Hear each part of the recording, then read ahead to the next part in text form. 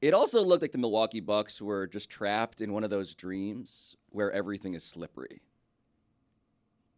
They just kept falling down, turning the ball over. The Heat were in everything, and they just kept on throwing it away. And so, too, went their season. And so after the game, we got Giannis Antetokounmpo, who is just one of the most likable people, I think, just on the planet, David. High Q rating with that guy. Favorability polls are high. Able to communicate in a second language in a way that is incredibly rare. Able to explain his feelings, by the way, in a second language. Let's not underestimate how difficult that can be for players or anybody. Empathetic, smart, now experienced, and saying this. I just asked Bud the exact same question, but I'm curious for you. Do you view this season as a failure? Oh, my God. Okay, because I'm not that up. You asked me the same question last year, Eric. Okay, do you get a promotion every year on your job? No, right? So every year you work is a failure. Yes or no? No. Every year you work towards something, towards a goal, right? Which is to get a promotion, to be able to take care of your family, to be able, I don't know, provide a house for them or take care of your parents. You work towards a goal. It's not a failure. It's steps to success. You know, and if you've never, I don't want to make it personal. So there's always steps to it. You know, Michael Jordan played 15 years, won 6 championships. The other 9 years was a failure. That's what you're telling me. No, I'm asking you a question. Yes or no? Okay, exactly. So why are you asking me that question? It's a wrong question. There's no failure in sports. You know, there's good days, bad days. Some days you are able to be successful. Some days you're not. Some days it's your turn. Some days it's not your turn. And that's what sports is about. You don't always win. Some other people's gonna win. And this year somebody else is gonna win. Simple as that. We're gonna come back next year, try to be better, try to build good habits, try to play better, not have a 10-day stretch with playing bad basketball. You know, and hopefully we can win a championship. So 50 years from 1971 to 2021 that we didn't win a championship, it was 50 years of failures? No, it was not. It was steps to it, you know, and we were able to win one. Hopefully we can win another one. You know, sorry that I didn't want to make it personal because you asked me the same question last year, and last year I was in the right mind space to answer the question back, but I remember it.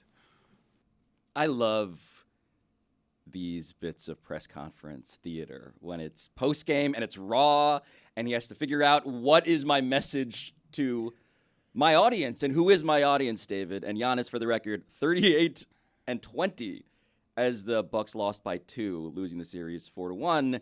And I'm watching you watch that, and I just know that your wiring is processing that pretty differently. Well, it is a failure. So I'll start just at the end, which when you don't win a title from 71 to 11, it is 50 years of failure. Michael Jordan, if you asked him, would say that he had 9 years of failure. Giannis was prepared for this question. He did a great job. So I want to separate the answer from the man. His answer was problematic to me as an executive or me as a fan. His answer and the way he did it, I have great respect for. Giannis, to say that, is to try to, and we would do this to players, right? You say, listen, we're going to be asked the following questions. We want to come off as successful so we can go into the next selling season. This was a great building block. We won 81 games. Is that a success? No, that's a failure, but we don't want to admit it. What Giannis did here, it's not the rawness that got to me. It's him lying to us. He doesn't believe what he said. He doesn't go home today and say, wow, that was a good series. Yeah, Pablo, you called it raw. And that sounded, by his own admission, premeditated and calculated for over a year. The rawness is from his quest to convince himself that this is true. You talk about who he's lying to. I believe Giannis is like any of us being put in a position where they're asked to reflect on something that went horribly and spin it into something positive.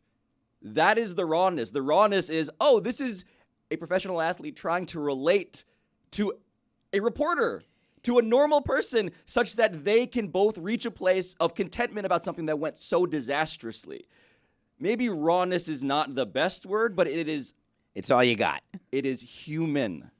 And that to me reads as raw, even if it feels premeditated. I feel like if this question were about anything but the outcome of a sporting event, I agree 1,000% because there is gray area in life and you can spin positives out of negatives, et cetera, whatever. But in sports, there is literally a winner and a loser. It is binary. And literally, that is how we calculate failure.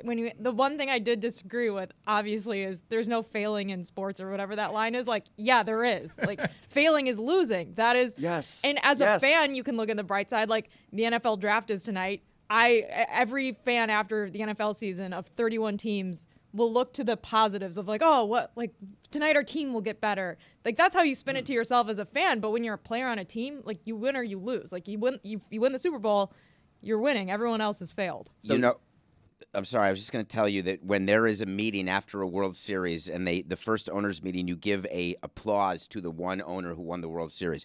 There's 29 men in that room who are failures and who know that they're failures. They feel like failures, and that's because they did not win the World Series. That is the same thing in the basketball room as well. But what Giannis is saying is the product of him reckoning with like his own voyage through mental health. And I'm not saying here that voyage needs to David's already sighing. Because it gives you an excuse. You say mental health now, and that means it's okay what he said. No. But my point is this. The mental health aspect of this does not insulate him from criticism. I actually agree with Jess. I agree with you. Of course there's failure in sports. Of course there is. Of course there is. Sports is deliberately clear about this, and there are rewards for that clarity. You get paid all of this money. That's what the money is for. You sign up for this job. It's a public job. It's not supposed to be easy. Mental health is not a reason to be insulated from criticism. What it is, though, is an excuse to realize that what Giannis is trying to do is turn his job, which is the sports crazy extreme failure or success binary thing, into something that he can manage in a way that we can relate to. And what he's doing is saying, when asked, hey, was this a car crash? He's saying, no, it's not. And everybody else is feeling like they were in the car. They suffered it. So why can't he suffer it? He must suffer it because he gets paid to suffer it. And he's trying to avoid that because he's driving himself crazy caring about it so much. Yeah, they don't. So the players, he'll leave that press conference. They'll go home. The game was in Milwaukee. Go home. He'll go travel. He'll start his summer. And they won't think about it. So Who's when they? The players. You think Giannis isn't going to be bothered by this? I have watched it happen. I've watched players. I've spoken to players off season. I have firsthand knowledge of this. The impact, not just Marlins players, and not just baseball players. I'm talking about the way players react to losing is way different than the way fans react to losing. I think that is on some level true. I think that is nowhere nearly as categorically true as you just framed it. I think people suffer this stuff. I think that's exactly my sentiment is what you just said. But I think that message necessarily, it wasn't for us. I think that message was for his brothers around the league who fail every year. His brothers around the league who play for the Wizards. His brothers who play for the Blazers, who get criticized on TV by us saying that they can't win the big one. They can't do this. And so we categorize mental health and we make it important when we want to make it important. But we don't see them going home talking to his son about, don't worry about him calling you Westbrook. They don't know what it means. So this is not, I don't think this is for us. This is for his brotherhood and say, hey, you did a good job this season, no matter what the haters say. Keep going. Keep pushing. I agree. It's a type of messaging that I'd want someone for maybe my daughter's soccer team. But the reality is he's not the Wizards. He's the best player in the world. And he said a couple of universal truths there that I think everybody seized on. Yeah, sports means I don't win all the time. But also, contextually, I don't necessarily buy it. And why are you making poor Eric Name answer for Michael Jordan? He wasn't prepared for that. He didn't spend a year preparing for that question because he didn't answer the way Michael Jordan would have. So I believe, by the way, that sports should be incredibly hard. It should be a thing you suffer through. It should be a test of your emotional resilience. If you can't handle it, if you can't handle the idea that this was a failure, this is not a job for you. It's an historic failure. 4 is the number. Yeah. 4 number ones have lost to number 8s. And contextually, if you apply injuries to it and their record, this is arguably the biggest failure. They lost to a play-in team. It should be humiliating. What we're watching is the coping mechanism. And we can make fun of it, and we should, and I'm not going to begrudge that. I'm just telling you that it also reads as so fundamentally human. I don't think it's I just think they lost to a play-in team after the first segment we did in the local hour. Like we need to just it's reflect a on semantics. That. Oh, Jimmy Butler's the best player in the world. He's the best player in Heat history, but it's just a play-in team, so it's a massive failure for correct. Giannis to lose to them. Okay, come on. Really? It's a semantics you guys thing. see what you're doing? That's a here? Heat thing. Yeah, but that's a Jeremy thing. They're not a play-in team. They would have been the 7 or 8 seed. But it's if also not for the play-in it's also tournament. kind of using Giannis's own logic against him. Jess had the better. Giannis should have hired Jess as his defense attorney.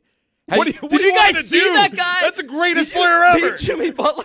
He was tapping in shots with his forehead. You guys follow Parakeet Cortez on Twitter? He's the best player in the world. We Heat can't 5. beat him. Nobody picked us. How could we? It was foretold in the stars. He's better than LeBron. He should have asked Eric Name, who will be joining us later in this show, do you think all the times Jimmy Butler hasn't won the championship, he categorizes that as a failure? Instead of using Michael Jordan, because that's who he faced. Michael Jordan reincarnated. It's just very funny, David, that we want to impose on these athletes, and I get it, and we should. I agree with this. I'm co-signing it. We want to impose failure if you don't win the title, let alone choke against an 8 seed. It's usually the case for the number 1 overall seed, man. And we should.